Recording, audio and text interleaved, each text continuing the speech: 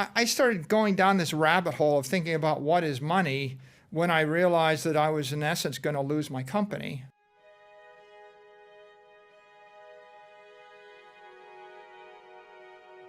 When I started thinking about it, and it's helpful when Jerome Powell says, we're not even thinking about raising interest rates, your strategy of investing in bonds is broken.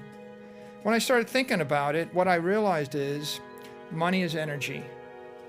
Money is economic energy, socio-political energy. Currency is a medium through which the energy moves. If you wish to hold energy and transport energy, you need a technology.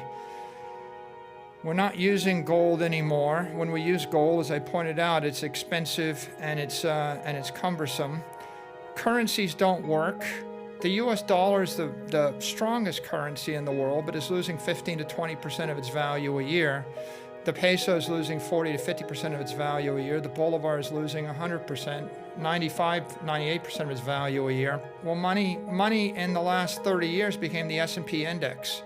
You buy a diversified portfolio of companies, of stocks, which is a little bit better because maybe you're getting bled 2% a year by the management team, but the company's making money, and so maybe you can hold value.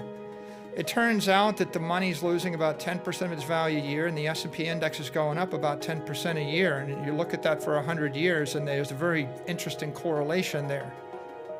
A diversified portfolio of assets is tracking the money supply. Okay, interesting. What's the problem with that?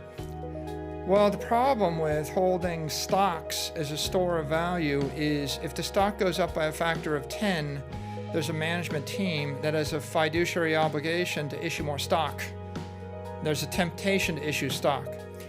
Stocks aren't scarce. The amount of equity shares will also go up. If the stock is overvalued versus the fundamentals of the company, the CEO is almost certainly going to issue more stock.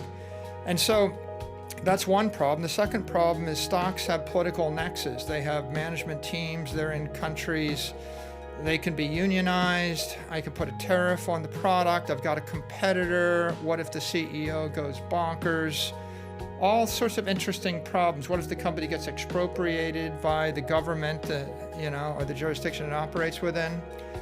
So stocks are an imperfect approach, better than gold.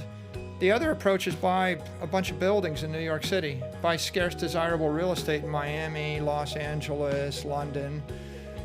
That's an interesting idea, and the best idea in the 20th century, if you're going to try to either create wealth or hold your wealth. If you want to hold your wealth, you buy $1 billion worth of property. If you want to create wealth, you borrow $1 billion and you buy $1 billion of property, and you start with $1 million of equity. A sliver of equity, and what you're doing is you're going short the currency and you're going long the property. So if I told you, let's go to Argentina.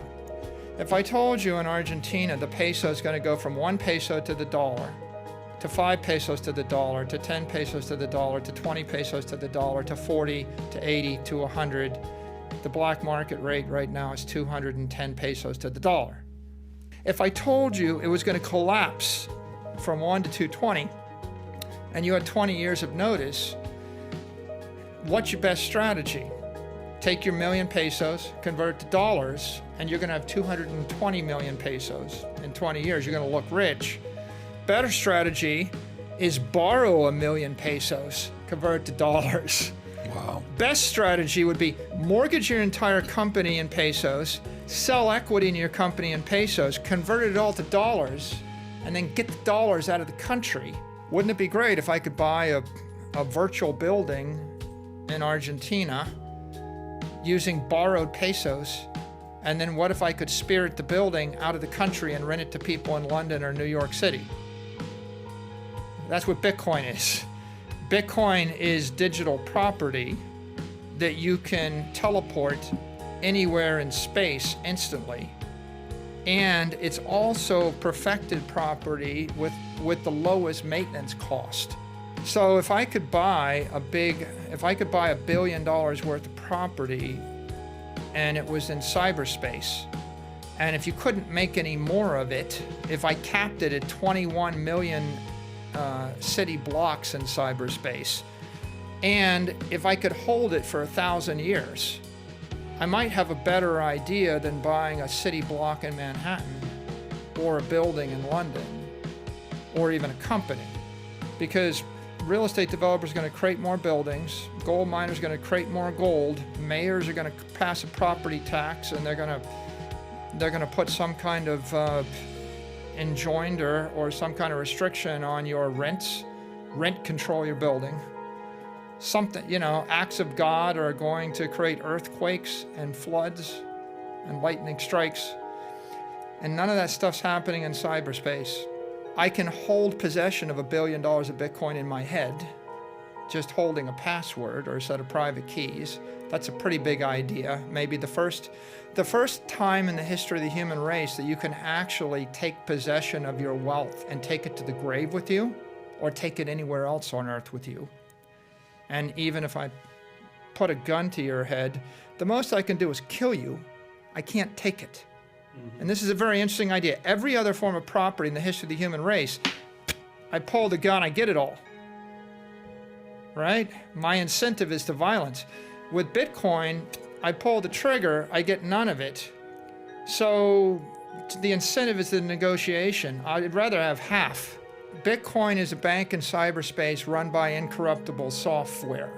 And the software itself is going to basically protect your money.